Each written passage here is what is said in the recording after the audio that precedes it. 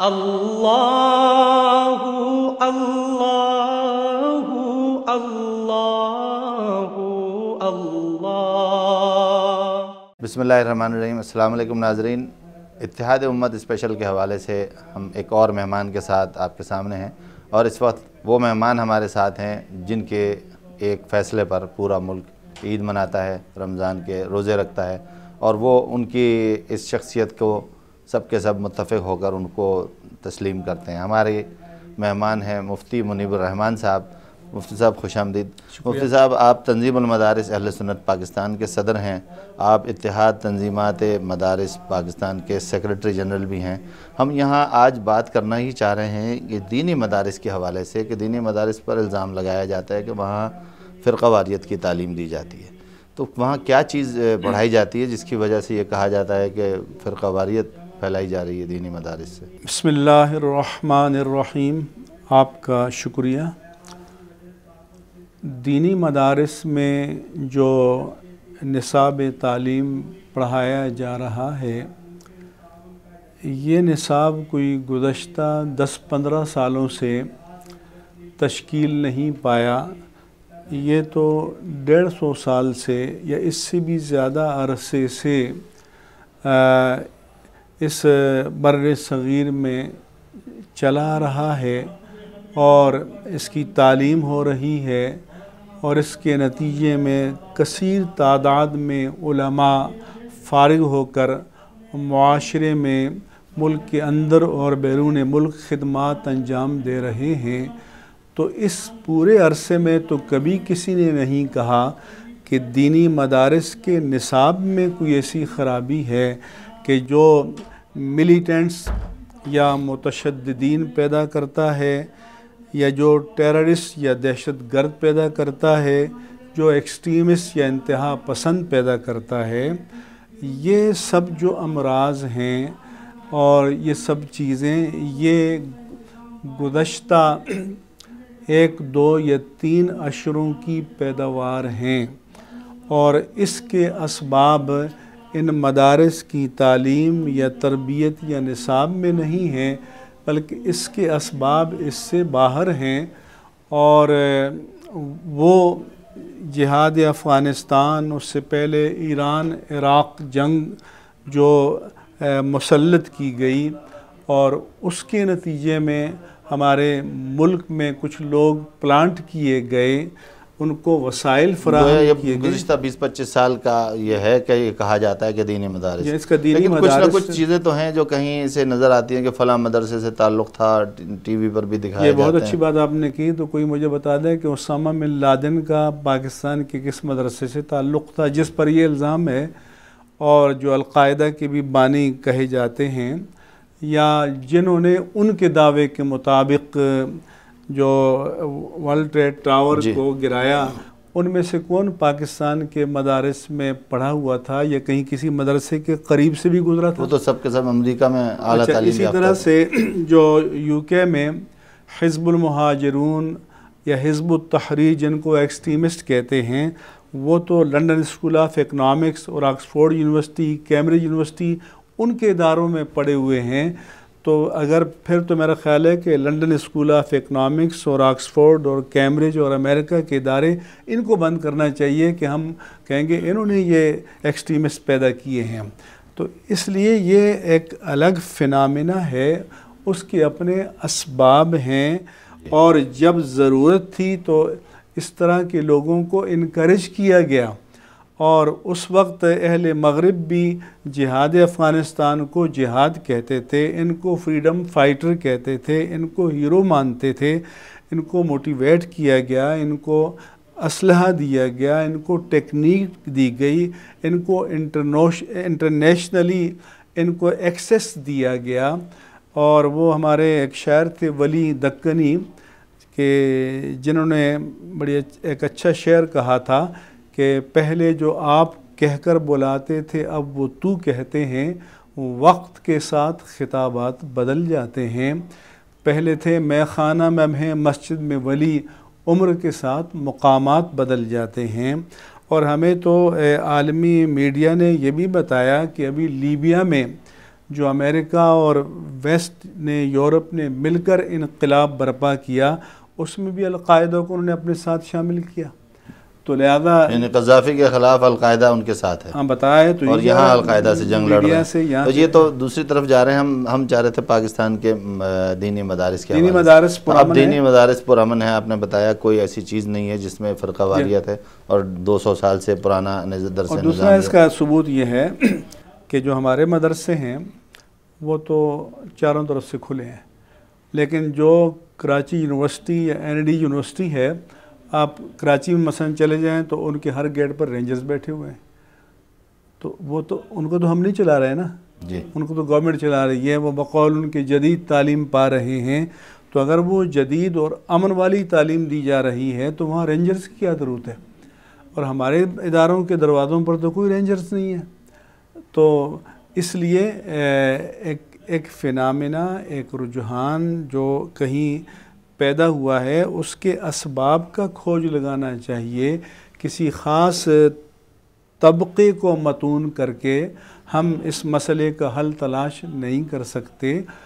مدارس پر کل بھی قوم کا اعتماد تھا اور آج بھی قوم کا اعتماد ہے. اس لیے قوم کے وسائل سے یہ ادارے چل رہے ہیں. ہمارے اداروں کو تو نہ تو بین الاقوامی کوئی امداد ملتی ہے، نہ ملکی سطح پر کوئی امداد ملتی ہے. ہمارے عوام مسلمانوں کا اعتماد ہے کہ یہاں دین کا کام ہو رہا ہے، تعلیم کا ہو رہا ہے، تو وہ تعاون کرتے ہیں اور یہ ادارے چلتے ہیں. اچھا، یہ کہا جاتا ہے کہ دینی مدارس جدید تعلیم سے دور رکھتے ہیں بچوں کو، تو یہ الزام درست ہے؟ پہلی بات تو یہ ہے کہ یہ بھی ایک عجیب و غریب بات ہمیشہ کہی جاتی ہے کہ جی وہ پہلے ماہرین فلکیات پیدا ہوتے تھے، ماہرین ریاضی اور طبیعیات اور کیمسٹری اور بحریات اور یہ پیدا ہوتے تھے، اب مدرسوں میں کیوں نہیں ہو رہا؟ تو بات یہ تھی کہ پہلے جو اسلامی خلافت کا نظام چل رہا تھا وہاں نظام تعلیم ایک تھا بنیادی طور پر. جیسے آج کل امریکہ میں، یورپ میں سب ایک ہی GCSE یا اسکول گریجویشن تک ایک ہی نظام تعلیم ہے، اس کے بعد سب اپنی لائن چنتے ہیں. تو نظام تعلیم ایک تھا، دین کی تعلیم اس کا لازمی حصہ تھی، اور پھر ایک خاص لیول پر آنے کے بعد کوئی دین کی تعلیم میں اسپیشلسٹ بنتے تھے، کوئی فلکیات کی طرف جاتے تھے، کوئی طبیعیات کی طرف جاتے تھے، کوئی ریاضیات کی طرف جاتے تھے. تو اسی طرح سے آج یہ ذمہ داری تو ہماری یونیورسٹیوں نے قبول کر رکھی، جس پر قومی خزانے سے اربوں روپے خرچ ہوتے ہیں، تو ان سے حساب طلب یعنی بنیاد الٹ دی گئی، پہلے دین کی تعلیم دی جائے، اس کے بعد آپ تخصص میں جائیں کہ کون لیکن تاہم اب ہم نے اپنے نظام تعلیم میں میٹرک کی سطح تک جدید مضامین کو شامل کر لیا ہے. کمپیوٹر کو بھی ہم نظام میں شامل کر رہے ہیں، لیکن یہ کسی کے دباؤ کے تحت نہیں، بلکہ یہ اس لیے کہ یہ ہمارے طلباء اور علماء کی اس دور کی ضرورت ہے. کیونکہ دین کا بہترین داعی اور مبلغ وہ بن سکتا ہے جو اپنے دور کے انسان کے انٹیلیجنشیا لیول یا ذہنی، علمی اور فکری سطح کو جانتا ہو، ان ٹرمینالوجیز اور مصطلحات کو جانتا ہو جن میں وہ روزمرہ بات کرتے ہیں، تاکہ وہ ان کے جو اشکالات ہیں ان کو سمجھ سکے اور اسلام کا پیغام مثبت انداز میں ان تک پہنچا سکے. تو انشاءاللہ تعالی جیسے جیسے وسائل کا اضافہ ہوگا ہم اس میں مزید وسعت کرتے چلے جائیں گے. یعنی یہ کہ آئندہ آنے والا وقت یہ ہمیں دوبارہ انہی دینی مدرسوں سے سائنس کے ماہرین، فلکیات کے ماہرین، کہ وہ امریکہ یا مغرب کہتے ہیں ان کو انگریزی پڑھاؤ.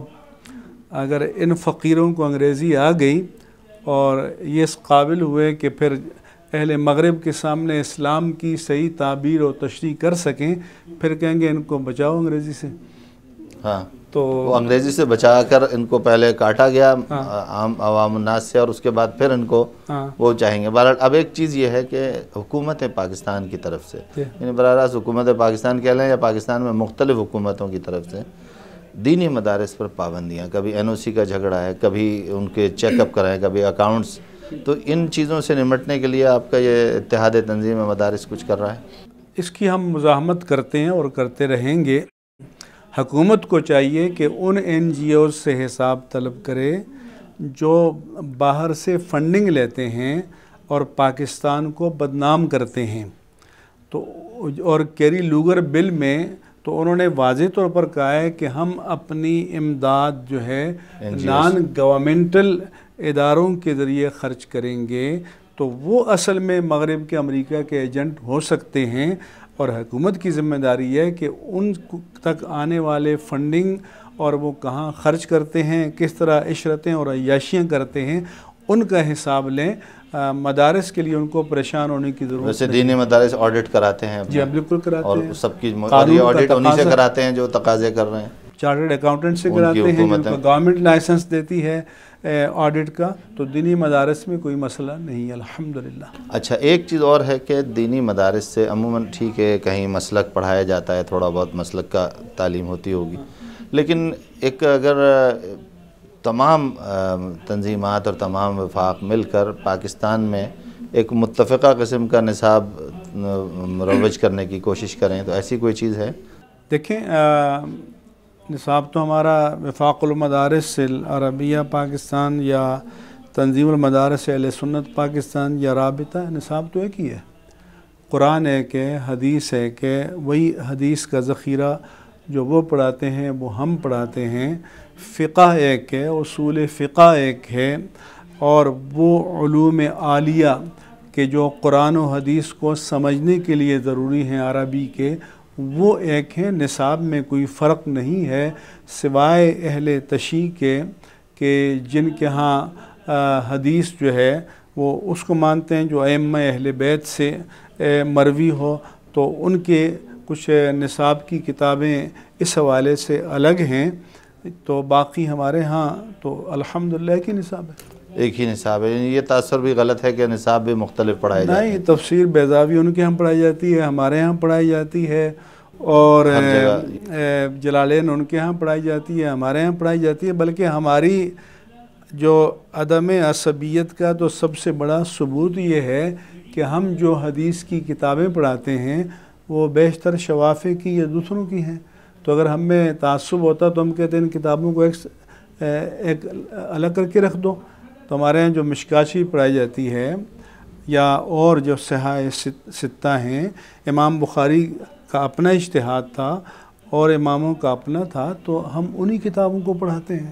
اچھا دینی مدارس کے حوالے سے ایک چیز اور بھی ہے کہ دینی مدارس اگر امت مسلمہ میں اتحاد کے لیے کوشش کریں، پاکستان میں ایک اتحاد کی فضا پیدا کرنے کی کوشش کریں، تو یہ پانچوں وفاق مل کر کس طریقے سے یہ کام کر سکتے ہیں؟ یہ کر سکتے ہیں، لیکن آپ نے دیکھا ہوگا کہ جب بھی دینی قوتیں مجتمع ہو کر کوئی تحریک چلائیں، کوئی آگے بڑھیں، تو اچانک کوئی فساد برپا ہو جائے گا، اور اہل تشیع پر ہو جائے گا یا دوسروں پر ہو جائے گا. تو پھر یہاں سے توجہ ہٹا کر ادھر لوگوں کی توجہ چلی جاتی ہے، کیونکہ ان کو منقسم رکھنے میں اہل اقتدار کا فائدہ ہے. ان کو پتہ ہے کہ یہ دینی قوتیں یکجا ہو جائیں تو پھر ان کے لیے اسپیس بہت کم رہ جاتی ہے. لیکن میں اس پر بھی کہوں گا کہ یہ دینی قوتوں کی ذمہ داری ہے کہ ان خرابیوں پر قابو پائیں، اور اپنی صفوں میں جو مفسدین جو پینیٹریٹ کرتے ہیں، نفوذ کرتے ہیں، در آتے ہیں، تو ان کا راستہ روکیں. یہ مساجد میں جمعہ کے روز ہزاروں کی تعداد میں، ہر مسجد میں سینکڑوں ہزاروں کی تعداد میں لوگ ہوتے ہیں، اگر ان مساجد کے خطبات جمعہ میں ان میں کوئی یکسانیت ہو، یعنی سب ایک ہی پیغام دے رہے ہیں، الفاظ اپنے ہوں، تنوع ہو، ایک ہی طرح کے خطبات، موضوعات ایک ہوں، جی ہاں ہوتے ہیں. بس یہ میں اپنے ہاں لوگوں سے کہتا بھی ہوں کہ تھوڑا سا وقت آ گیا ہے کہ آپ معاشرتی موضوعات کو ٹچ کریں، کہ لوگوں کو اسلام اپنی زندگی میں کبھی کاروباری مسائل پر بات کریں، کبھی خانگی مسائل پر جو بات کریں، کبھی انسانوں کے درمیان جو حقوق کے مسائل ہیں ان پر بات کریں، کہ ایک دوسرے کے حوالے سے ہماری ڈیوٹیز کیا ہیں، ہمارے فرائض کیا ہیں. تو یہ یعنی انداز جو خطابت کا ہے اس کو اپنے وقت کے تقاضوں کے مطابق اپ ڈیٹ کرنے کی اور بہتر بنانے کی ضرورت ہے. مفتی صاحب آپ نے ہمارے ناظرین کے لیے بہت ساری معلومات افزا باتیں بتائیں. ہم ایک چاہیں گے کہ ایک پیغام بھی ہمارے ناظرین کے توسط سے لوگوں تک پہنچے، اتحاد امت کے حوالے سے پیغام اور دینی مدارس کے حوالے سے کہ ان کے حوالے سے کیا کوششیں ہو رہی ہیں۔ اتحاد امت تو وقت کی ضرورت ہے، اور اس سے ایک لمحے کے لیے بھی انحراف کی گنجائش نہیں ہے، اور معاشرے کے تمام طبقات کو اس میں اپنا کردار ادا کرنا چاہیے، اور وہ جو کہا گیا ہے کہ جن کے رتبے ہیں سوا ان کو سوا مشکل ہے، تو جو دینی علم سے آراستہ ہیں ان پر میرے نزدیک زیادہ ذمہ داریاں عائد ہوتی ہیں کہ وہ آگے بڑھیں اور اس کے لیے اپنا اپنا کردار ادا کریں، اور سب سے پہلے اپنے اداروں کے اندر اپنی مساجد کے خطبات اور خطابات میں منافرت پر مبنی گفتگو سے گریز کریں، اور اپنی بات کہنی ہو تو مثبت انداز میں دلیل اور استدلال کے انداز میں اپنی بات دوسروں تک پہنچائی جائے۔ بہت شکریہ مفتی منیب الرحمان صاحب۔ ناظرین، مفتی منیب الرحمان صاحب ہمارے مہمان تھے، اتحاد امت کا پیغام دے رہے تھے، اور انہوں نے بہت اچھی بات کی کہ جن کے رتبے ہیں سوا ان کو سوا مشکل ہے۔